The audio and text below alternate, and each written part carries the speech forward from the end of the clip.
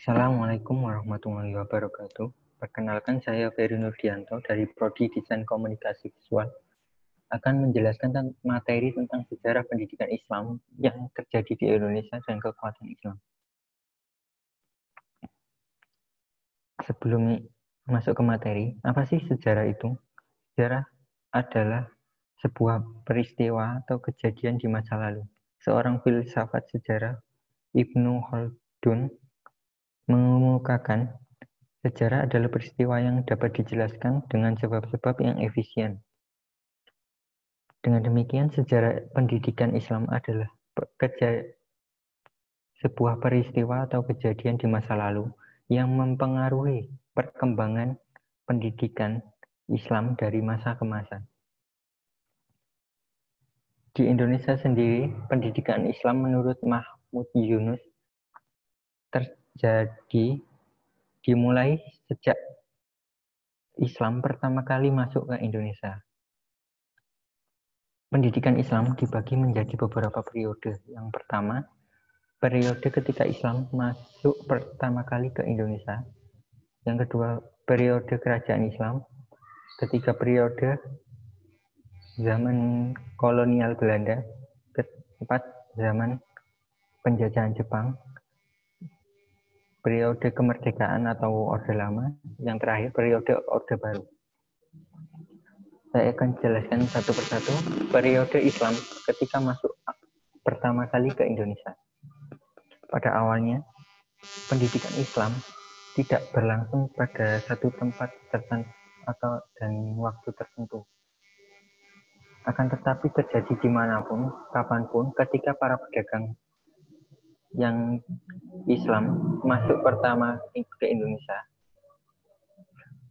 mereka juga mereka tidak hanya berdagang, tapi juga mengajarkan agama Islam terhadap penduduk pribumi. Dari lingkungan keluarga, para pedagang itu menginap.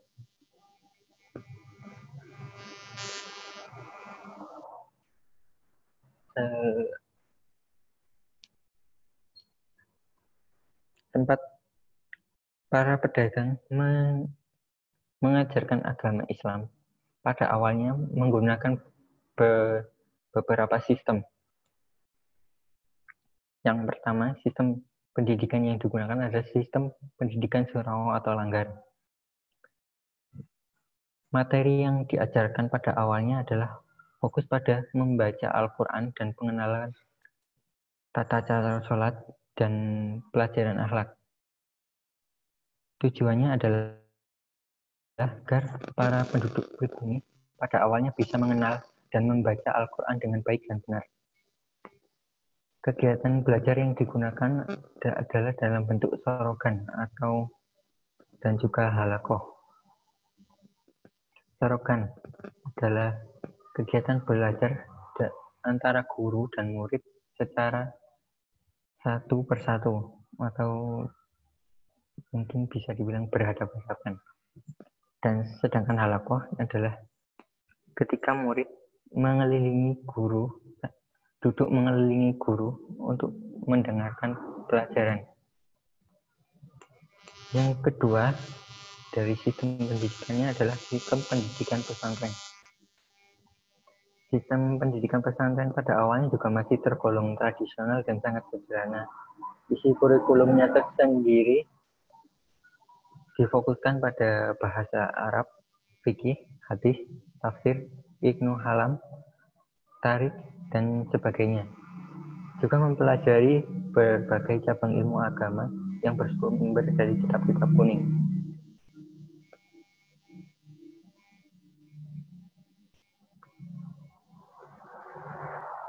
Tujuan terbentuknya pondok pesantren yaitu membimbing anak didik menjadi manusia yang berkepribadian muslim dengan ilmu agamanya yang sanggup menjadi mubalik di tengah-tengah masyarakat. Sedangkan tujuan khususnya mempersiapkan santri untuk menjadi orang alim dalam ilmu agama yang diajarkan oleh kiai yang bersangkutan. Selanjutnya periode kerajaan Islam.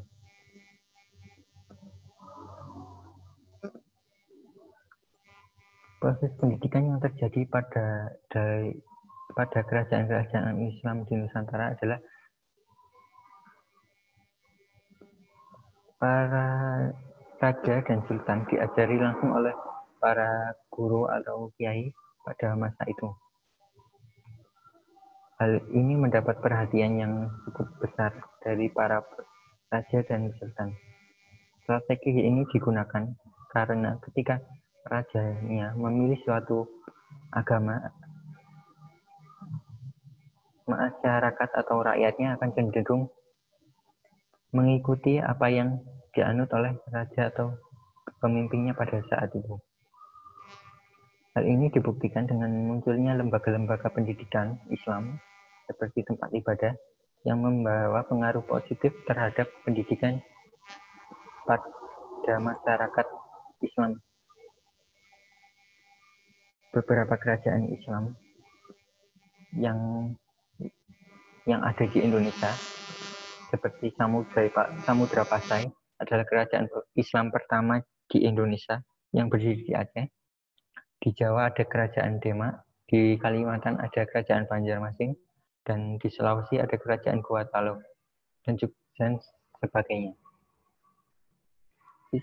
Ini adalah contoh sistem pendidikan yang pada zaman kerajaan yang dipakai di zaman kerajaan Samudra Pasai.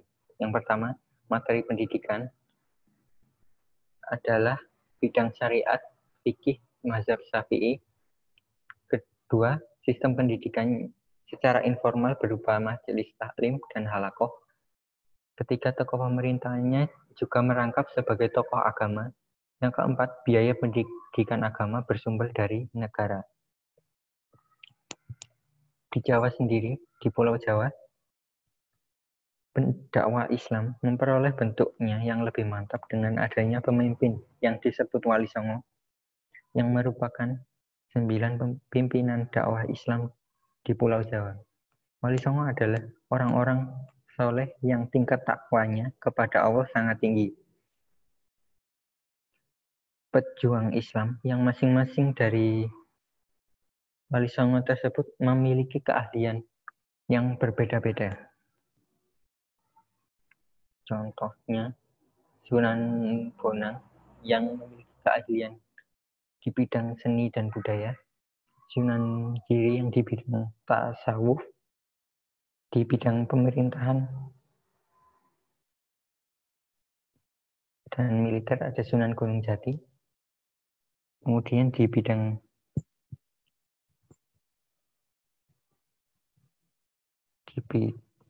selanjutnya,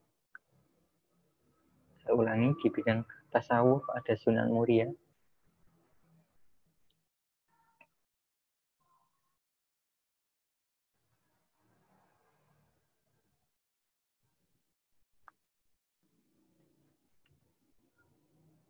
dan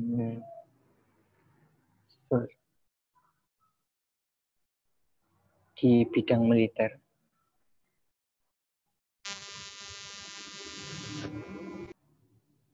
maaf saya ulangi, dakwah di Jawa masing-masing Wali Songo memiliki keahlian yang berbeda-beda. Contohnya Sunan Bonang yang melakukan dakwah menggunakan bidang seni dan budaya. Sunan Giri yang berfokus pada bidang pendidikan. Sunan Muria yang memiliki ilmu tasawuf dan terkenal guru yang zuhud. Sunan Gunung Jati yang memiliki kemampuan militer yang bisa membantu kemenangan dalam merebut kota Jakarta dari tangan Portugis.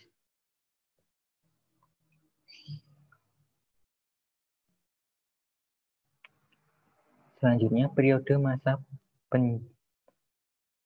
periode pendidikan Islam pada zaman kolonial Belanda.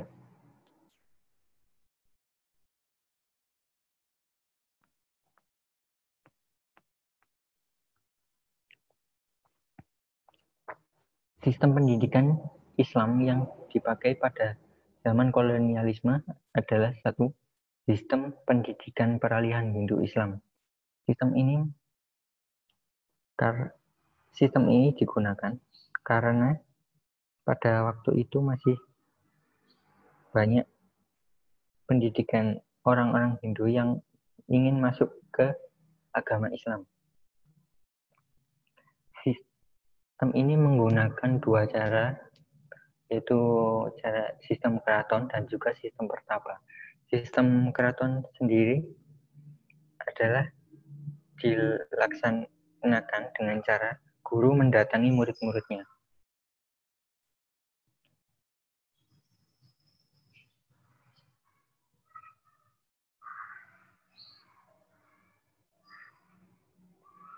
Murid-murid yang ada digunakan dalam sistem keraton sendiri hanya dikhususkan untuk golongan anak-anak para bangsawan dan anggota keraton itu sendiri. Sedangkan sistem pertapa adalah ketika para murid mendatangi guru di tempat pertapaannya. Murid-muridnya sendiri lebih umum, bukan hanya anggota keraton, tapi juga masyarakat umum. Selanjutnya sistem yang digunakan adalah sistem surau atau langgar. Sama seperti yang sebelumnya masih bertahan sistem surau dan juga sistem pendidikan pesantren. Hanya saja untuk sistem pendidikan pesantren sedikit mengalami perkembangan karena pengaruh dari pendidikan Islam yang terdapat pengaruh dari pendidikan umum yang didirikan oleh pemerintah Belanda.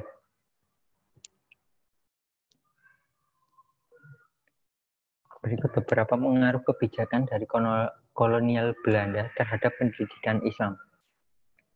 Yang beberapa kebijakan Belanda sangat berpengaruh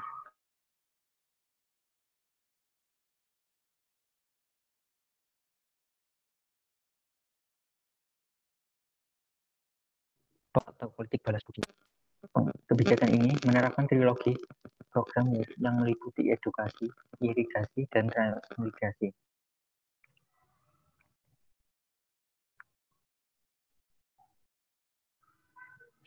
Pendidikan-pendidikan yang didirikan oleh pemerintah Belanda pada masa itu, meskipun belum mencukupi kebutuhan pendidikan masyarakat, tapi sekolah itu juga sekolah-sekolah atau pendidikan yang dipakai di era pemerintahan Belanda mempengaruhi pendidikan Islam, terutama pada golongan pesantren. Pendidikan pesantren pada waktu itu terjadi dua kubu. Yang pertama, pengurus pesantren yang memilih untuk menutup diri dari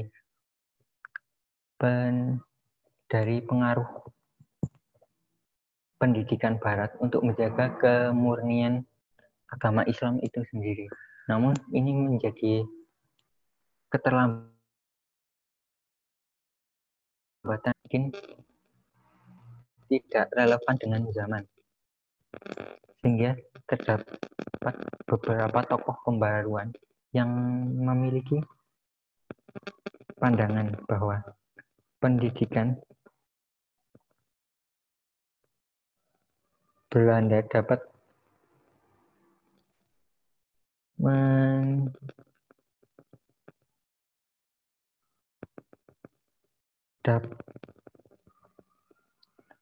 membantu perkembangan sistem pendidikan Islam. Sehingga para pembaru ini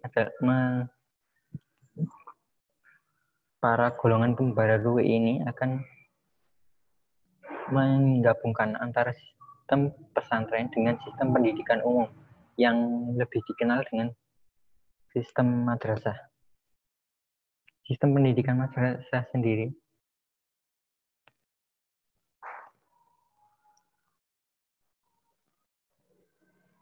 adalah lembaga yang dilatar belakangi beberapa faktor.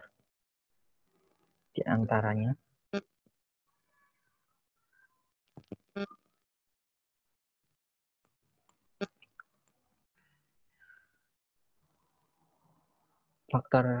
faktor yang melatar belakangi madrasah sebagai pendidikan Islam menurut Muhaimin dan Abdul Mujib adalah sebagai manifestasi dan realisasi pembaruan sistem pendidikan Islam. Sistem madrasah ini yang akhirnya menjadi akulturasi dari sistem pesantren dan sistem pendidikan umum yang didirikan oleh pemerintah Belanda. Sistem madrasah ini juga sebagai usaha agar lulusan memperoleh kesempatan yang sama yang dimiliki oleh siswa-siswa dari pendidikan umum. Sistem madrasah juga sebagai jembatan antara sistem pendidikan tradisional dengan sistem pendidikan modern dari Barat.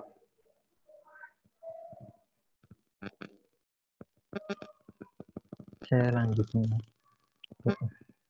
maaf ada yang lewat. Karena madrasah semakin lama semakin berkembang, ini menyebabkan kekhawatiran dari pemerintah Jepang, sehingga mereka membuat sebuah kebijakan baru, yaitu ordonansi guru atau sekolah liar,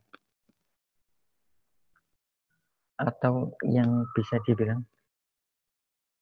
kebijakan yang mengharuskan pendidikan yang tidak didirikan oleh Belanda untuk melakukan izin terlebih dahulu terhadap pemerintah Belanda. Namun kebijakan ini mendapat reaksi keras terutama dari umat Islam di Minangkabau, sehingga kebijakan ini lama-kelamaan ditunda cukup lama, sehingga lama-kelamaan kebijakan ordonansi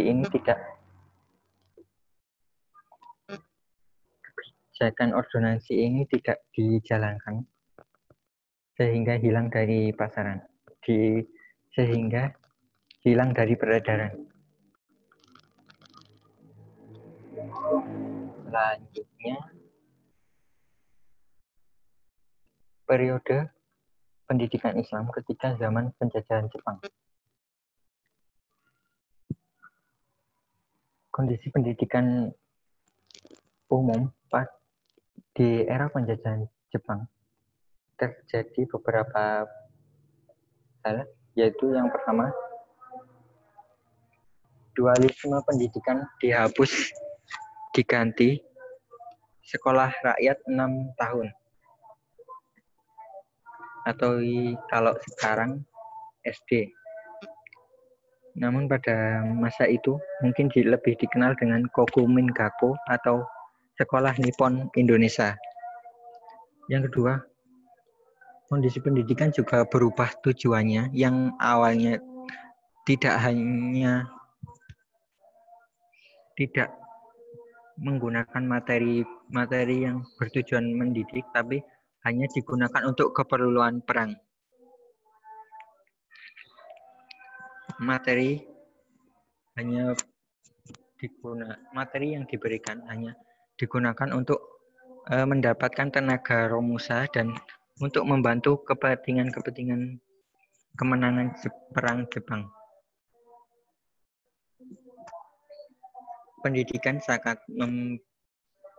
yang terjadi pada masa penjajahan Jepang sangat memprihatinkan. Selanjutnya kebijakan Jepang terhadap agama Islam.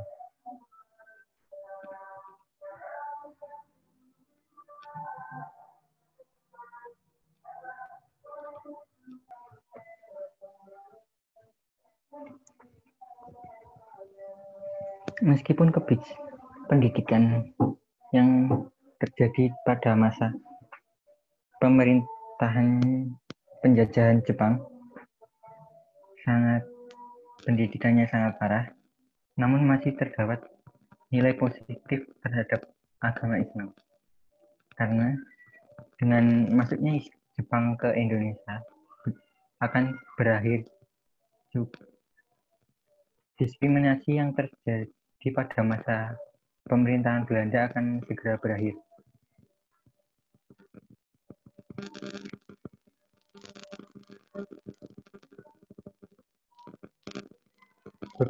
Beberapa kebijakan yang berlaku yang menguntungkan agama Islam antara lain kantor urusan agama pada zaman Belanda, kantor Pur Islamic di Zaken yang dipimpin oleh orang-orang orientalis Belanda diubah menjadi kantor Sumupi yang dipimpin oleh Kiai Haji Hasyim Asy'ari. Para ulama Islam juga diizinkan untuk membentuk peta atau barisan pembela tanah air dan juga membentuk barisan Hizbullah yang dipimpin oleh Kiai Haji Zainal Arifin. Pemerintah Jepang mengizinkan meneruskan organisasi Islam yang pada waktu itu terdapat MIA atau Majelis Islam A'la Indonesia, namun bubar dan digantikan oleh Masyumi atau Majelis Syuro Muslimin Indonesia. Pondok pesantren juga sering mendapat kunjungan dan bantuan dari pemerintah Jepang. Pemerintah Jepang mengizinkan untuk mendirikan sekolah negeri dengan mengajarkan pendidikan agama. Contoh sekolah tinggi Islam yang dipimpin oleh Kiai Haji Wahid Hasyim, Kahar Muzakir, dan Bung Hatta. Perkembangan kebijakan tersebut membuat perkembangan terhadap pendidikan Islam.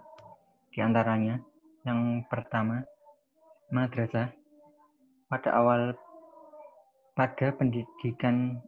pendudukan Jepang di Indonesia dapat berkembang dengan cepat, terutama dari segi kuantitas. Kedua, pendidikan agama bisa diajarkan di sekolah-sekolah negeri. Ketiga, perguruan tinggi Islam yang dipimpin Kiai Haji Wahid Hasyim, Kiai Haji Muzakar, dan Bung Hatta. Meskipun Jepang memberi kebebasan terhadap kehidupan beragama dan mengembangkan pendidikan, namun bukan berarti para ulama tunduk terhadap pemerintah Jepang. Terutama apabila mereka mengganggu akidah umat Islam. Selanjutnya yaitu periode Islam zaman kemerdekaan.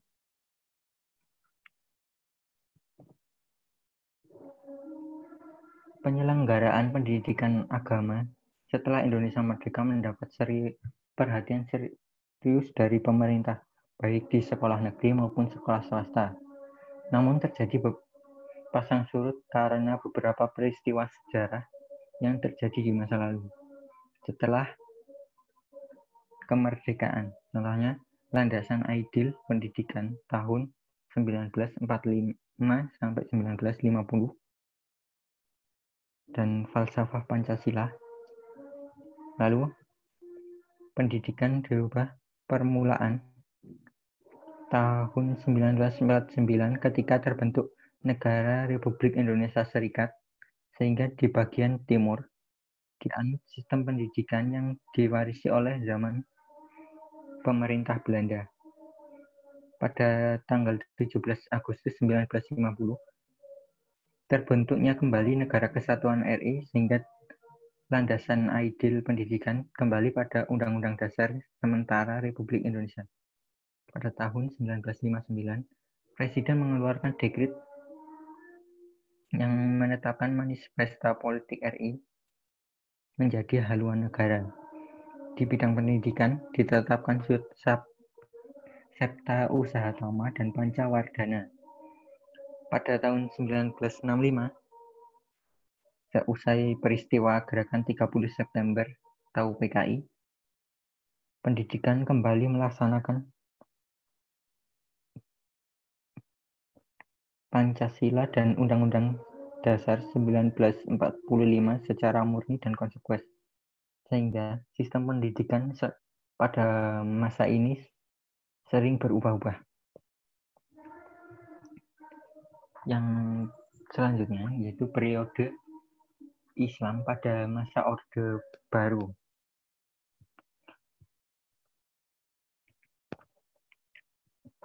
Kebijakan-kebijakan yang mempengaruhi pendidikan pada masa Orde Baru. Yang pertama adalah dualisme pendidikan. Dualisme pendidikan yang sudah dihapus, yang dihapus oleh pemerintah Jepang dan dipakai kembali, sehingga terdapat dua pendidikan yaitu madrasah dan pendidikan umum. Namun ini menjadikan kedua instansi pendidikan ini menjadi tegang karena pada konteksnya madrasah tidak hanya disosialisasikan dari sistem pendidikan nasional, tetapi juga terancam kuat untuk dihapus, sehingga berakibat negatif pada madrasah itu sendiri. Dampak negatif lain dari sistem dualisme ini yaitu arti agama dipersempit, yaitu hanya dipandang sebagai ilmu yang memperdalam teologi ansik. Bahwa pendidikan agama dianggap telah terkotak-kotak dalam kubu tersendiri dan menjadi eksklusif atau terpisah dari pendidikan umum. Ketiga, pendidikan agama melahirkan IQ yang rendah dan tidak bermutu. Dampak ini membuat pemerintah mengeluarkan kebijakan baru, yaitu restrukturisasi kurikulum madrasah dan mengatasi kelangkaan ulama. Setelah SKB 3 Menteri yang dikeluarkan tentang peraturan pembakuan kurikulum sekolah umum dan madrasah, isinya mengizinkan kepada lulusan madrasah untuk melanjutkan sekolah-sekolah umum yang lebih tinggi. Sehingga dalam keputusan ini, perbaikan dan penyempurnaan kurikulum bertujuan untuk membentuk manusia dan siswa yang memiliki ketakwaan tinggi terhadap Allah Subhanahu wa Ta'ala serta keharmonisan sesama manusia dan lingkungannya. Dengan demikian, kelangkaan ulama dapat diatasi dan adanya restrukturisasi kurikulum madrasah ini betul-betul menjadi solusi konkret untuk mengembalikan eksistensi ulama yang ada di negara Indonesia. Output dari pendidikan Islam ini juga akan melulus bangsa yang memiliki kualitas dan kapabilitas yang mumpuni di bidang agama. Kebijakan yang terakhir itu unifikasi sistem pendidikan. Pada ketika masuk dekade 90-an, kebijakan pemerintah Orde Baru mengenai madrasah ditujukan untuk membangun sistem pendidikan nasional yang utuh. Dengan demikian, pendidikan nasional bertujuan dan memiliki sasaran untuk mencerdaskan generasi bangsa yang mengembangkan manusia seutuhnya, yaitu manusia yang memiliki kecakapan hidup yang tinggi dengan memasukkan pengetahuan, moral, dan spiritual. Di sisi lain, tujuan pendidikan nasional yang notabene adalah pendidikan Islam adalah memanusiakan manusia.